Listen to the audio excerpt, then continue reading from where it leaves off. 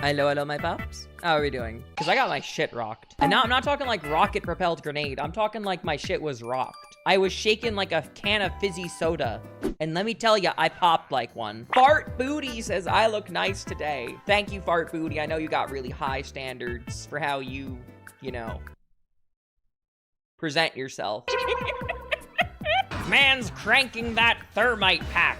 Got him tossing legs like Bruce Lee on speed. Got me talking like I'm Dracula Flo. I was flipping bricks with Elvis during the Mexican War of Independence. I got demons from hell calling me up on my personal telephone, asking for dick.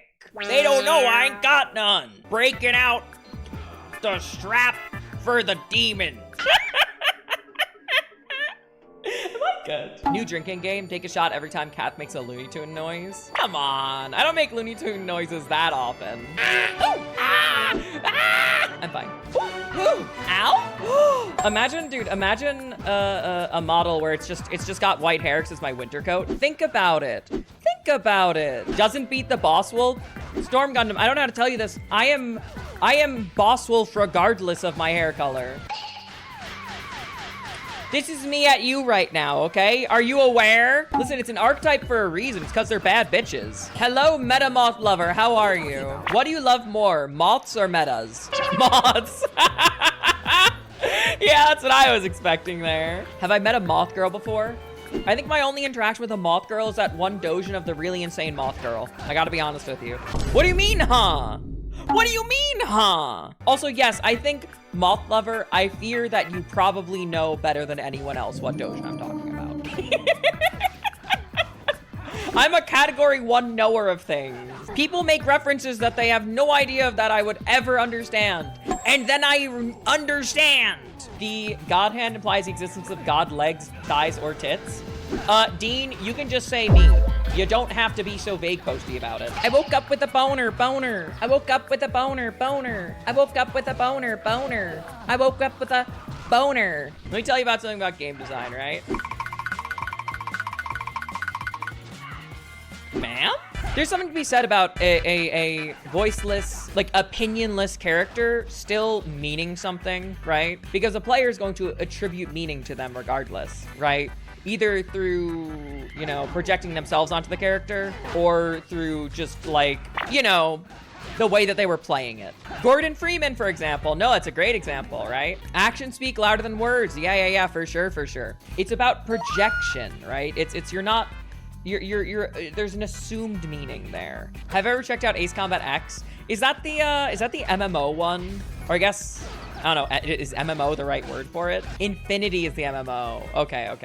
I kind of miss Monster Hunter Reign style MMOs, you know what I mean? Where it's just like random bullshit. I'm sorry, did I say Monster Hunter Reign? I meant Monster Hunter Frontier. But you can go play Monster Hunter Frontier on the Reign Discord server. Yippee! Dude, lobby MMOs are a lost f***ing art, I swear to God. I actually swear to God, lobby MMOs are the best type of MMO, and they just do not get any f***ing love anymore. Yeah, actual community shit, exactly. I still strongly believe that Monster Hunter is like, I think Monster Hunter as it is still an MMO by some definition.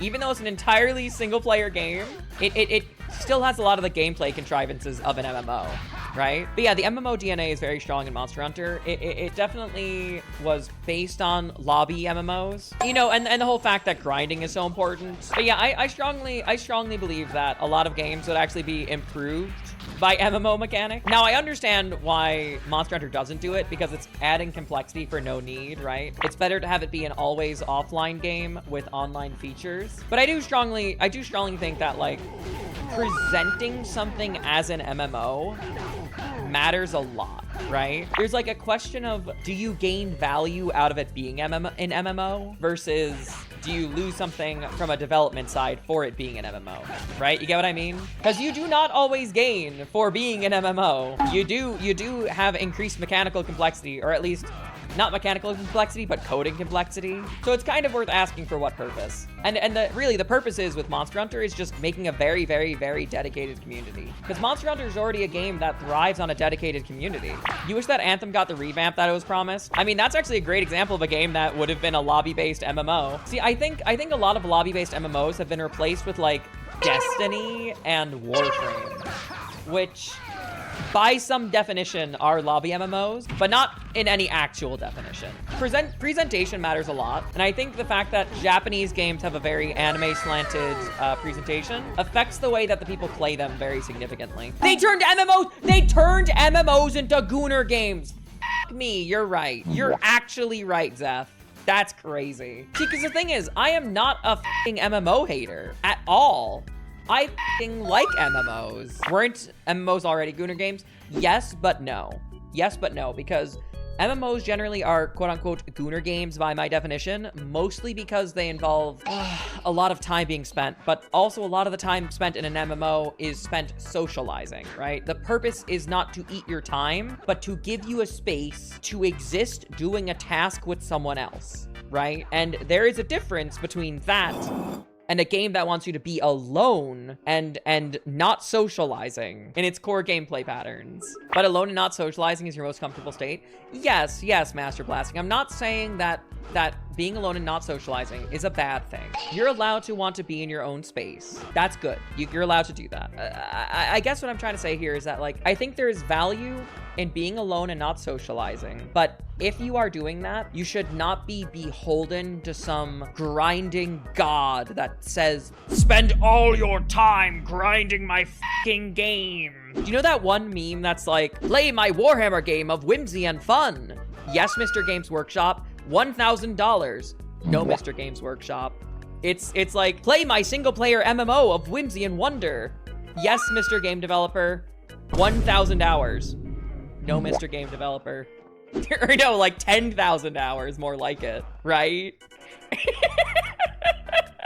It's meant to eat all your time. It's not meant to give you a meaningful experience. You get what I mean?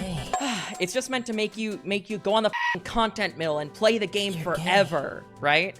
That's what I call a Gooner game. And the thing is, the difference between Gooner games and MMOs is that an MMO has an inherent system intended to make you have close relationships with people, right? Meaningful relationships with people. There was once a lobby-based MMO for .hack called .hack Fragment. Yeah, no, .hack is a great example of a game that, like, see, funny enough, because .hack is meant to emulate .hag. Hold on, can I get a .hack skin, a model that is meant to be that's .hag, and then it's styled after that. But regardless, my point being here is that .hag, yeah, exactly. That's actually supposed to emulate the feeling of a lobby-based MMO. Unfortunately, Phantasy Star turned into a Gooner MMO.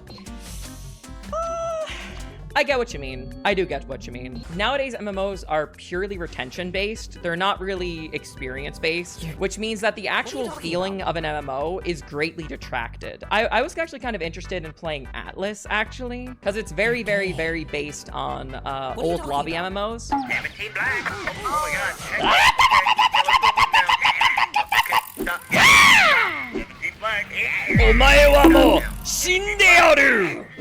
I died.